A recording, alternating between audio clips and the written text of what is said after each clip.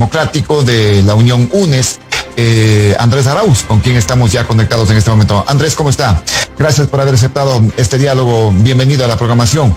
Pero fundamentalmente, ya más tranquilo, ya la situación se ha normalizado con la definición, ya estando ya en firme con la candidatura. Evidenciar, Andrés, entonces, que habría una intencionalidad que de pronto de alargar el proceso o de suspender el proceso en este momento, me imagino que es por el tema de... Absolutamente, Osvaldo, eso está documentado y demostrado en una iniciativa que presentó el señor Ibert Sánchez en instancias internacionales pidiendo no la participación política, no, pidiendo la suspensión de las elecciones, con lo cual se demuestra claramente la intención de que no se lleven a cabo. Así que tenemos que estar muy alertas ahí, pero aspiramos a que sea... ¿Cuál sería la intencionalidad en este caso, Andrés? ¿Cuál sería la intencionalidad para suspender las elecciones o alargar estos plazos? Porque de pronto no se alcanzan con los mismos, tomando en cuenta que está entrando otra candidatura que tiene que cumplir también sus plazos en este momento, el señor Noboa, y de pronto hay apelaciones y esto tiene que decurrir también su tiempo. Exactamente, lo que hay la intencionalidad es de incidentar el proceso para modificar el calendario electoral, para que pueda quedarse Lenín Moreno más meses en el poder y pueda concluir sus negociados y privatizaciones que ha comenzado ya, especialmente la refinería de Esmeraldas, el Banco del Pacífico, las iniciativas alrededor de la privatización de las hidroeléctricas y hasta de los ferrocarriles y correos del Ecuador. Claro, pero en este sentido la Constitución es clara, pues el nuevo gobierno, el nuevo presidente, vicepresidente deberán tomar posesión el próximo 24 de mayo del próximo año. Hemos visto cómo la Constitución se ha respetado en innumerables ocasiones, Osvaldo. Acá hemos vivido un proceso destituyente y no nos sorprendería que esto vuelva a ocurrir en el Ecuador. En todo caso, lo que aspiramos es que sea el pueblo ecuatoriano el que se pronuncie el 7 de febrero, fecha en la cual vamos a finalmente recuperar el futuro, retomar el camino de la esperanza, de la dignidad para nuestro pueblo, y para eso estamos absolutamente comprometidos. ¿Cómo se siente en este caso su candidatura, Andrés, tomando en cuenta que hay una serie de situaciones que se están generando fundamentalmente en el ámbito de redes sociales, en donde se posiciona al candidato Andrés Arauz como el candidato que buscaría salir del tema de la dolarización? Esto es importantísimo para los ciudadanos. ¿Usted está por ese lado? ¿Usted está a favor, digamos, de esa política económica, inclusive, que se maneja en Venezuela? Osvaldo, basta de campaña sucia, basta de campaña sucia. Nosotros queremos debatir ideas, propuestas, iniciativas, programas, no serie de ataques a partir del miedo, del temor que quieren generar a la ciudadanía. Nos atacan porque estamos primeros, porque el pueblo ecuatoriano está confiando en esta posibilidad de recuperar su dignidad, de recuperar la economía, de salir de esta crisis y de un gobierno que nos ha tenido abandonado por suplir y cumplir a los banqueros. Nosotros estamos totalmente comprometidos con la dolarización. Yo creé el Observatorio de la Dolarización para fortalecerla, para vigilar que los dólares del Ecuador no salgan pues del país, sino que se queden en el Ecuador y sigan fortaleciendo nuestra dolarización a través del empleo, del crédito, del cooperativismo, de la generación de oportunidades y no de puro discurso de banqueros. Pero la situación directamente no deja entrever de que tendrían que buscarse alternativas, en este caso, de acuerdo también a un pensamiento ideológico, de que habría que salir de la dolarización para tener mayores opciones en el manejo económico, inclusive con una moneda propia, Andrés. No, las alternativas tienen que ver con traer los dólares que están afuera, dentro del país. Lo que los banqueros han sacado, 6.500 millones de dólares. Para la mayoría de los ecuatorianos no podemos ni imaginarnos la cantidad de plata que es eso, más que una cancha de fútbol llena de billetes. Esa es la plata que han sacado los banqueros fuera del Ecuador. Eso atenta en contra de la dolarización. Vamos a traer esos dólares de vuelta al país para no tener que endeudarnos, para no tener que aplicar medidas de otro estilo, sino para poder invertir en nuestra patria, contratando ecuatorianos, comprando materia prima e insumos ecuatorianos e invirtiendo en el Ecuador. Ya, eso es lo que nos garantizaría entonces. Usted no va a salirse del proceso de la dolarización. Osvaldo, mi nombre es Andrés Arauz y vamos a fortalecer la dolarización. Lo hemos dicho una y otra vez. Los que fortalecen la dolarización no son los banqueros que sacan los dólares fuera del país, son los que traen los dólares del Ecuador, son nuestros hermanos migrantes, son los exportadores, son quienes invertimos en nuestra patria para poder fomentar trabajo y empleo en el Ecuador. Es así de simple y estamos enfrentando una campaña sucia. Sabíamos que eso se venía desde el primer día que planteamos nuestra candidatura y es más, es la misma campaña sucia que plantearon en el 2006, en el 2009, en el 2013 y que nunca les ha funcionado. Así que pueden seguir armando todos esos rumores y temores porque la lista 1 se compromete a fortalecer la dolarización y es por eso que estamos liderando toda la intención de voto y contamos con el respaldo ciudadano en las redes, en las calles y será pronto en las urnas. Ahora, la situación del país realmente es bastante complicada, ¿no? Usted más que nadie sabe el tema económico, la crisis económica, el tema del petróleo, el tema de la pandemia que nos ha golpeado. Ameritan que se adopten realmente medidas importantes en este caso para solventar y para generar lo que en este momento se necesita, generación de reactivación económica y la generación de empleo. ¿Cuál es la propuesta que está manejando Andrés Arauz al respecto? Hay cantidad enorme de ecuatorianos que están sin trabajo. ¿Cómo les vamos a dar trabajo, Andrés? Bueno, Osvaldo, tú comenzaste diciendo más que nadie sabe, dicen, ¿no? Efectivamente, más que nadie sabemos la realidad del Ecuador. No solo la de sus cifras, sino la realidad que están sufriendo los hermanos ecuatorianos.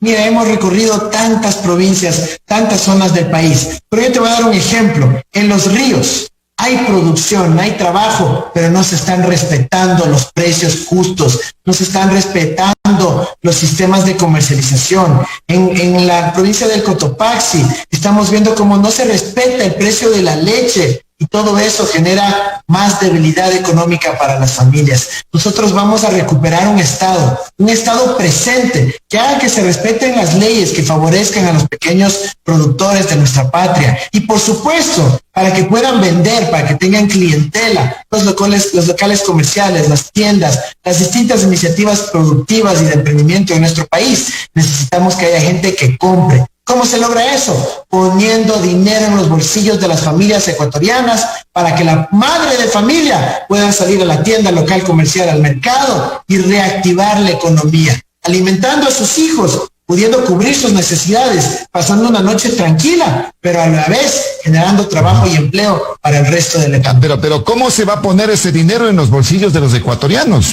Reitero, el tema de la crisis, reitero que ahora estamos viviendo prácticamente de los créditos que los organismos multilaterales nos están entregando.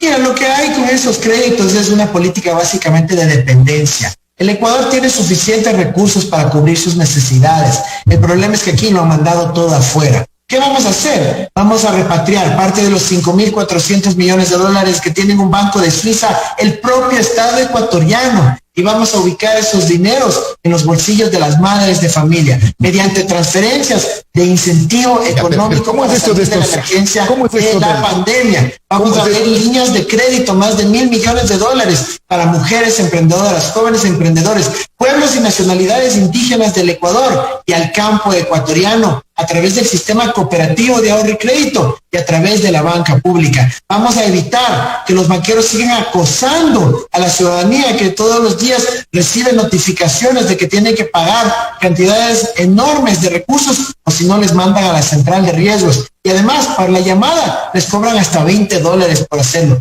Ese tipo de abusos de la banca no vamos a permitir en nuestro gobierno.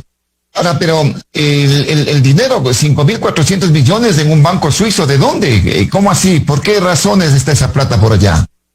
Es justo lo que nos preguntamos nosotros. Aquí ha habido una política de mandar la plata afuera para tener contentos a banqueros extranjeros y no a la economía nacional, no a los trabajadores ecuatorianos, no a las madres de familia que están sufriendo desesperadamente por la falta de ingresos y falta de recursos para alimentar a sus guaguas, a sus hijos. Nosotros creemos que estos recursos no deben estar afuera, tienen que estar dentro del país, tienen que fortalecer la dolarización en nuestro Ecuador. Ya, pero es medio fácil decirlo, pues voy a traer esos dineros, van a estar acá, vamos a entregar estos recursos. El tema es cómo, Andrés, y cuáles son las acciones. En el pasado, Osvaldo, me permites. Pero Andrés, ¿cuáles son las acciones inmediatas que vamos a adoptar y que se van a tomar en caso de que sean gobierno? Osvaldo, como lo hemos hecho en el pasado, no es solo fácil decirlo, lo hemos hecho en el pasado y lo hemos hecho bien. Y sirvió en el 2009, cuando yo fui director general del Banco Central. Repatriamos casi $2.000 millones para invertirlos en la economía ecuatoriana. Y por eso los ecuatorianos recordamos gratamente ese 2009, cuando el resto del mundo colapsó, cuando la economía mundial fracasó. En el Ecuador pudimos sobrellevar esa crisis internacional. ¿Por qué? Porque decidimos repatriar los recursos a el Ecuador. Y eso es lo que tenemos que hacer ahora. Pero este gobierno no lo hizo por sus dogmas y sus ideologías, en vez de pensar en el alma y en el corazón de nuestro pueblo. Pero el dogma y la ideología, acordémonos que fue prácticamente por lo que llegó al gobierno, pues la Revolución Ciudadana es la que le puso en el gobierno, entonces no podemos... Nosotros lo pusimos y los banqueros le compraron, Osvaldo, y el Ecuador lo sabe. El Ecuador lo sabe, nosotros votamos por él, pero los banqueros lo compraron. ¿O no se acuerda, Osvaldo, cuando él, en una reunión con unos pocos banqueros, salió diciendo que odiaba por los que votaron por él? Eso es lo que ha pasado en el Ecuador. No una traición solo a un movimiento, a una persona, a un líder, sino una traición a todo un pueblo. Aquí se violó la democracia. Nosotros estamos aquí para recuperarla, para recuperar el futuro y la esperanza de los ecuatorianos, que saben que tuvimos un gobierno con dignidad, que atendió a su pueblo y que ahora nuevamente le va a dar ese trabajo, ese futuro y esa dignidad. Ahora, la situación de la vinculación que se tiene con el expresidente Rafael Correa, lógicamente es el líder de la Revolución Ciudadana acá en nuestro medio, y es prácticamente el mentor de Andrés Arauz en este caso. Ha contribuido, ha logrado en este caso el que sume los votos, pero también hay gente que lo mira con preocupación por los hechos que son de conocimiento público, los hechos de corrupción, los hechos judiciales que están también pesando sobre el expresidente. ¿Cuánto se sopesa en este sentido esta situación a favor y en contra de Andrés Arauz en este momento? Mire, Osvaldo, yo le voy a contar un dato. Cuando nosotros en el Centro Democrático elegimos a Rafael Correa como candidato a la vicepresidencia de la República, a los 5 días empezaron a acelerar el proceso de casación en la Corte Suprema, porque el objetivo de la justicia en este caso era impedir su participación política. Eso nos demuestra claramente que fue un caso absolutamente motivado por persecución, por odio. Y la sentencia a nivel internacional no ha sido respetada. Interpol ha dicho, no, eso viola los derechos humanos, eso se trata de un caso político y no de un caso real. Eso es lo que está ocurriendo en el Ecuador, todo el país se da cuenta. Por eso nosotros lo que queremos ahora es reconstruir nuestro país, generar una reconciliación, no a partir del odio, ni de la venganza, ni de la injusticia. A nosotros nos motiva el amor al prójimo, el amor a la patria, y eso lo vamos a convertir en soluciones para el pueblo ecuatoriano. Esa es nuestra principal prioridad, ese es nuestro enfoque. Venimos de 15 años de servicio público, de formación académica, de una confianza en el manejo de la economía, y eso lo vamos a retomar, porque nuestra prioridad es atender al pueblo ecuatoriano, no a los caprichos de los políticos. Ahora, dentro del plano, digamos, de ese relacionamiento con el expresidente, ¿qué papel va a jugar en el gobierno de Andrés Arauz en el caso de que llegue a ser presidente, Andrés, el expresidente Correa? Osvaldo, la Constitución de la República, que nosotros siempre respetamos, dice claramente que quien toma las decisiones es el presidente de la República. Y el presidente de la República seré yo. Rafael Correa será uno de mis principales asesores, porque ¿quién no quisiera contar en su equipo con alguien que logró esas grandes transformaciones en educación, en salud, en visión de país, en infraestructura, en planificación y desarrollo? Él obviamente será un aporte crucial, importante en nuestro gobierno. Pero ¿qué va a pasar en el plano de la justicia? El presidente tiene una condena ejecutoriada, pues podrá ser su asesor en este caso. Lo ha dicho Rafael Correa, lo he dicho yo, no será necesario que nosotros nos metamos en la justicia. ¿Por qué? Porque cuando logremos esa victoria contundente el 7 de febrero, serán los mismos jueces que ya librados de presiones, de chantaje, de amenazas, del gobierno de Moreno podrán libremente revisar sus decisiones, cambiarlas y facilitar su participación en la vida nacional, visitar a su familia, a su territorio y poder hacer lo que un ciudadano ecuatoriano tiene el derecho de hacer. Es decir, ¿no habrá una metida la mano a la justicia, Andrés?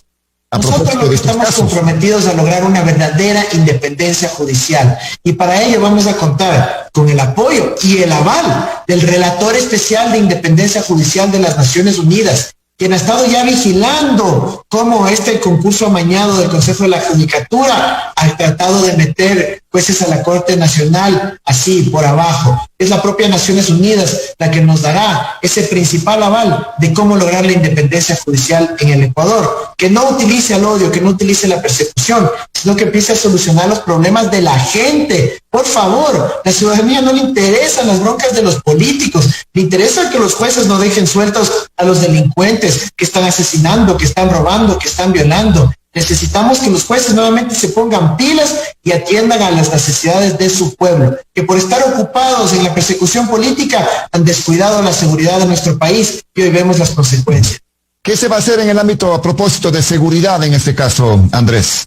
Recuperar la institucionalidad, como he dicho, tener una justicia que funcione. Nosotros ya demostramos que pudimos reducir los niveles de homicidio, de robo, de distintos crímenes en el Ecuador, teniendo un sistema que funcione a nivel de la justicia, a nivel de recuperar el control de las cárceles para que sea el Estado que las maneje y no unos grupos mafiosos, para que podamos tener una política pública de seguridad bien fondeada, para que los policías puedan tener presupuesto para la gasolina de los patrulleros, para que podamos garantizar equipamiento adecuado, para poder seguir construyendo unidades de policía comunitaria en cada barrio del país, para que podamos tener un Ministerio de Seguridad que Moreno lo eliminó, para que el Ministerio del Interior, que tenía como único objetivo la seguridad ciudadana, no tenga que encargarse de la política y el negociado de hospitales. Así que la construcción de un sistema de seguridad real que brinde soluciones a nuestro pueblo es nuestra prioridad y sabemos cómo hacerlo, lo hemos hecho en el pasado. Por eso decimos recuperar el futuro, porque antes estábamos encaminados,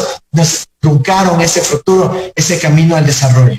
Ahora, Andrés, ¿es factible pensar una reinstitucionalización como se está hablando del Estado en este momento? Se habla también de una posibilidad de una convocatoria a una constituyente. ¿Volveríamos por ese mismo camino de pronto? Mira, hay que partir del diagnóstico, y el diagnóstico es que en el Ecuador hemos vivido un proceso destituyente. ¿Qué quiere decir eso? Un gobierno que traicionó su mandato, no permitió que ante la traición se haya la revocatoria del mandato. Tercero, tuvimos una consulta popular mañosa, que ni siquiera respetó sus propias reglas y luego votó a todos los jueces de la Corte Constitucional. Y finalmente, cuando había algo de esperanza de un consejo de participación electo democráticamente, lo primero que hicieron fue destituir a los miembros de ese consejo de participación. Así que ese proceso destituyente tiene que ser curado, esa herida tiene que ser sanada. ¿Cómo? Con un proceso reconstituyente. Y ahí tenemos diversas opciones, que puede ser pronunciamiento popular, que puede ser unas enmiendas o unas reformas constitucionales, o bien puede ser una asamblea constituyente. Eso decidirá de lo que defina el pueblo ecuatoriano el 7 de febrero. Bueno, pues lógicamente, pero ustedes deberán tener ya algo calculado, de pronto ya planificado. El diagnóstico. Por supuesto, Osvaldo, nosotros no damos ninguna medida sin que esté previamente planificada. Lo importante para el Ecuador es que pueda recuperar sus instituciones, que funcionen para solucionar los problemas de la gente. No podemos tener, por ejemplo, una Corte Constitucional que esté favoreciendo a los grandes evasores de impuestos, diciendo que no se les puede cobrar si es que no pagan a los trabajadores. Nosotros tenemos que tener una Corte que esté al servicio de la ciudadanía, con orientación clara, respetando la Constitución del Montecristi. Así que eso es a lo que estamos abocados. Pero ha habido cuestionamientos. Que vamos a defender la institucionalidad. Igual, Andrés, hay cuestionamientos de lo que se constituyó los organismos del Estado, en este caso en el gobierno anterior, el del presidente Rafael Correa, y muchos cuestionamientos, esa Corte Constitucional que fue cambiada, lógicamente hay cosas que hay que decirlas, igual el tema de la justicia, pero en sí la constituyente podría ser una salida en este caso nuevamente para reinstitucionalizar, como están señalando, al país. Pero ¿qué piensan de lo que se está haciendo en este momento? Por ejemplo, ¿se van a respetar los temas, los acuerdos con el Fondo Monetario? ¿Qué va a pasar con el tema de la monetización también, que se está hablando de algunos activos que tiene el Estado en la parte económica? Osvaldo, lo que quieren hacer aquí es alargar el tiempo de estadía en el gobierno para poder concluir los negociados de las privatizaciones. Eso es lo que realmente está en juego. Quieren entregar la refinería de Esmeralda, del Banco del Pacífico, las hidroeléctricas y todos los activos del Estado a precio de gallina enferma, a precio de coronavirus. Nosotros no se los vamos a permitir. Estamos iniciando acciones de carácter judicial, estamos iniciando acciones de carácter político, y es que si se atreven a querer hacer algún negociado de última hora, nosotros lo vamos a revertir. Nosotros no creemos en que debe entregarse el patrimonio público en manos de unos amigos del presidente Moreno. Y por otro lado, sobre el FMI, qué bien que me lo preguntan, porque yo me he reunido varias ocasiones ya con ellos y les hemos dicho, miren, nosotros tenemos nuestro plan económico que trata de construir una economía del desarrollo en el Ecuador, que tenga trabajo, futuro y dignidad para nuestra gente. Si ustedes nos quieren dar una mano y apoyar en ese proyecto de dignidad para las familias ecuatorianas, bienvenido sea su apoyo. Pero nosotros no nos vamos a someter a esa carta de intención que firmó el gobierno de Moreno por satisfacer a un carguito que le dieron al ministro de Finanzas en Washington. Eso no nos vamos a someter. Ahora, la situación de la pandemia va a obligar, lógicamente, a seguir tomando medidas en este aspecto. Una de ellas, ¿qué se puede señalar? Hay dificultades con el tema de la educación, por ejemplo, Andrés. Seguiremos en este tema del teletrabajo, seguiremos con la teleeducación, la educación virtual, las plataformas, pero hay inequidad igualmente en el tema del Internet, por ejemplo. ¿Qué se puede hacer al respecto? Mira, Osvaldo, este es un tema crucial para nuestro país. Cuando nosotros decimos trabajo, futuro y dignidad, en el eje del trabajo nos referimos básicamente a la educación y al Internet. El día de hoy hemos lanzado una propuesta importantísima para nuestro país, para los jóvenes, para los adolescentes, para quienes están emprendiendo en el ámbito de lo electrónico. Estamos hablando del Internet como un derecho humano. ¿Qué quiere decir eso? Conectividad rural en 369 parroquias que no tienen cobertura de Internet, becas de conectividad para estudiantes y docentes de 3 gigabytes al mes para que puedan acceder a contenidos educativos, a plataformas de videoconferencia. Y el tercero, 1 gigabyte gratis a cada ciudadano ecuatoriano, a cada ciudadana ecuatoriana, cada mes, para poder acceder al conocimiento, a la comunicación, a la información, que también son derechos humanos. Eso nos va a ayudar a reducir ostensiblemente la brecha digital, va a permitir que tengamos más acceso, más usuarios y obviamente más tejido de conocimiento en nuestra sociedad. Ahora, Andrés, estos no son de pronto ofrecimientos que quizás no tengan el sustento por los costos que tienen, así como lo de la renta básica, que ha sido también criticada en su momento. Pues sí, yo he criticado la renta básica, una iniciativa de un académico, Pablo Dávalos. Yo he criticado, yo no estoy de acuerdo con eso. Yo creo que el estado de desarrollo del Ecuador no está como para ir a la renta básica universal, pero en este caso del Internet como derecho lo hemos costeado de forma perfectamente planificada, analizado en términos regulatorios, en términos normativos de la Ley Orgánica de Telecomunicaciones, en términos de cuántas radiobases nos va a requerir instalar en el país para garantizar esto, y es perfectamente posible. Por eso lo hemos planteado, por eso estamos coordinando con las operadoras móviles para que esto pueda ser una realidad en los primeros días de nuestro gobierno. Andrés, ¿qué pasa en la parte política? El tema, por ejemplo, de las encuestas que en este momento se están generando. Hay encuestas que le ubican a Andrés Arauz en el primer lugar con ciertos porcentajes, pero también hay otras que le están poniendo segundo, tercer lugar, que no hay un crecimiento. ¿Preocupa esta situación? Bueno, sería bueno ver cuáles son esas encuestas que nos dicen que estamos en tercer lugar. Pero mira, nosotros no estamos motivados por lo que digan las encuestas. Nosotros estamos motivados por lo que dice el pueblo ecuatoriano. El pueblo ecuatoriano sabe que entre las 18 opciones que va a tener en la papeleta, hay una que nos da esperanza, que nos da la posibilidad de recuperar el futuro, y esa es la del primer casillero, la de la lista 1, y estamos totalmente convencidos que vamos a contar con el respaldo mayoritario y además contundente del pueblo ecuatoriano este 7 de febrero. Andrés, ¿continuará en caso de ser gobierno con estos hechos de persecución de la corrupción también? ¿Qué va a pasar con esos recursos que supuestamente se llevó la corrupción?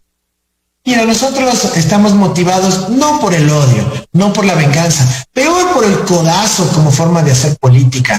A nosotros nos interesa poder dar soluciones al pueblo ecuatoriano. A nosotros nos motivan otro tipo de valores, principalmente el amor al prójimo, el amor a la patria, y esa será nuestra prioridad. La recuperación económica de las familias ecuatorianas, brindarles estabilidad, condiciones de dignidad en el ámbito del trabajo, dar abajo esa ley humanitaria que fue aprobada por mecanismos corruptos, pero finalmente tener dignidad para nuestro pueblo, generando condiciones dignas para todos los ciudadanos y todas las ciudadanas. Muy bien, Andrés, ojalá que tengamos la oportunidad de seguir conversando sobre la propuesta de gobierno fundamentalmente que están manejando para que sepa la ciudadanía a qué atenerse y puedan escoger dentro de esta gran papeleta que vamos a tener con 18 opciones en este caso, y hemos comenzado con el candidato precisamente de la lista 1, ¿no? De Centro Democrático en este momento. Reitero pues el agradecimiento y ojalá podamos seguir conversando sobre estos temas. Muchísimas gracias, Andrés. Osvaldo, somos primeros en las encuestas, primeros en el corazón del pueblo y también primeros en ser entrevistados por Osvaldo Morocho. Muchísimas gracias por esta oportunidad y recordamos al pueblo ecuatoriano que no se confundan. El 7 de febrero solo hay una opción para poder recuperar la esperanza y es la lista 1. Mi nombre es Andrés Arauz y estamos a su servicio. Gracias al candidato de la lista 1, Andrés Arauz, de UNES, que ha estado con nosotros en la programación de Frente al Personaje. Vamos a hacer un pequeño paréntesis, ya volvemos.